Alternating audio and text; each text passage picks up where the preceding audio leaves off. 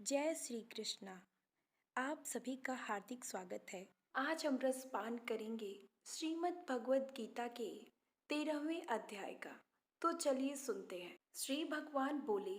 हे अर्जुन, यह शरीर क्षेत्र जैसे खेत में बोए हुए बीजों का उनके अनुरूप फल समय पर प्रकट होता है, वैसे ही इनमें बोए हुए कर्मों के संस्कार रूप बीजों का फल समय पर प्रकट होता है। इसलिए इसका नाम क्षेत्र ऐसा कहा है। इस नाम से कहा जाता है और इसको जो जानता है उसको क्षेत्रज्ञ इस नाम से उनके तत्व को जानने वाले ज्ञानी जन कहते हैं। हे अर्जुन, तू सब क्षेत्रों में क्षेत्रज्ञ अर्थात जीवात्मा भी मुझे ही जान और क्षेत्र क्षेत्रज्ञ को अर्थात विकार सहित प्रकृति और पुरुष का जो तत्व से जानना है वह ज्ञान है, जो जैसा है तथा जिन विकारों वाला है और जिस कारण से जो हुआ है तथा जिस प्रभाव वाला है, वह सब संक्षेप में मुझसे सुन। यह क्षेत्र और क्षेत्रज्ञ का तत्व ऋषियों द्वारा बहुत प्रकार से कहा गया है और विविध वेद मंत्रों द्वारा भी विभाग पूर्वक कहा गया है तथा भली भांति निश्चय किए हुए युक्ति युक्त ब्रह्मा सूत्र के पदों द्वारा भी कहा गया है। 5 महाभूत अहंकार, बुद्धि, मूल प्रकृति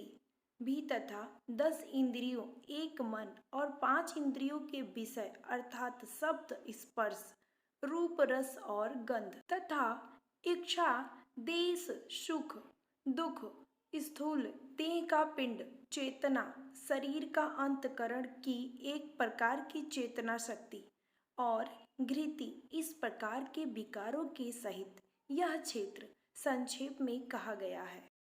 श्रेष्ठता के अभिमान का अभाव, दंभाचरण का अभाव, किसी भी प्राणी को किसी प्रकार भी न सताना, क्षमा भाव, मन वाणी आदि की सरलता,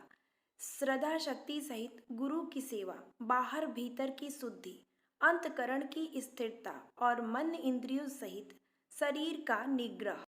इस लोक और परलोक की संपूर्ण भोगों में आसक्ति का अभाव और अहंकार का भी अभाव, जन्म मृत्यु, जरा और रोग आदि में दुख और दोषों का बार बार विचार करना,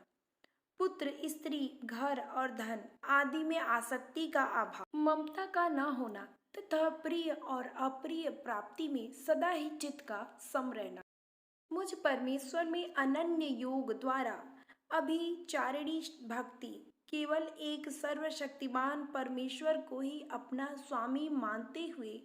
स्वार्थ और अभिमान का त्याग करके श्रद्धा और भाव सहित परम प्रेम से भगवान का निरंतर चिंतन करना व्यभिचारिणी भक्ति है तथा एकांत और शुद्ध देश में रहने का स्वभाव और विषयासक्त मनुष्यों के समुदाय में प्रेम का न होना, अध्यात्म ज्ञान में नित्य स्थिति और तत्व ज्ञान के अर्थ रूप परमात्मा को ही देखना, यह सब ज्ञान है और जो इसके विपरीत है वह अज्ञान है। ऐसा कहा है, जो जानने योग्य है तथा जिसको जानकर मनुष्य परम आनंद को प्राप्त होता है उसको भली भांति कहूँगा, वह अनादि वाला पर ब्रह्मा न सत्य ही कहा जाता है और न असत्य ही।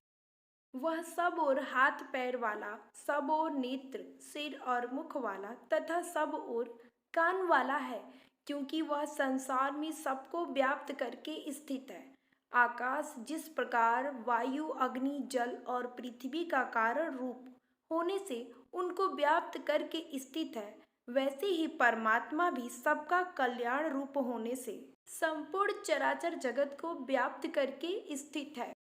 वह संपूर्ण इंद्रियों के विषयों को जानने वाला है, परंतु वास्तव में सब इंद्रियों से रहित है तथा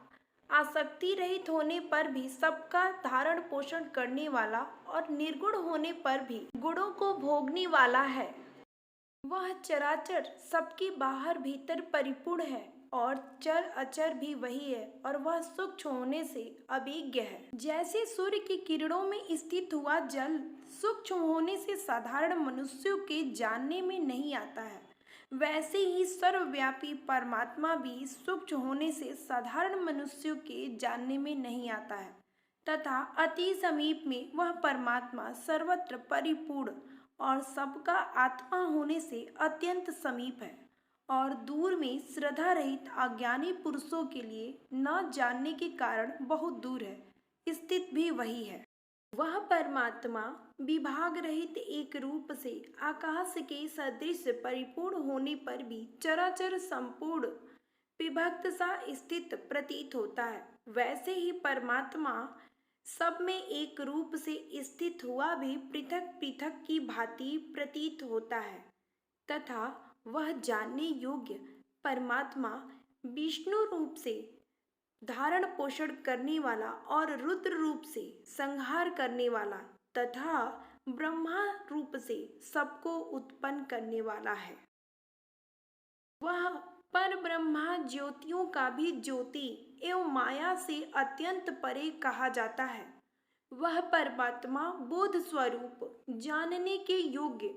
एवं तत्व ज्ञान से प्राप्त करने योग्य है और सबके हृदय में विशेष रूप से स्थित है। श्रीमद् भगवत गीता का 13वां अध्याय समाप्त हुआ।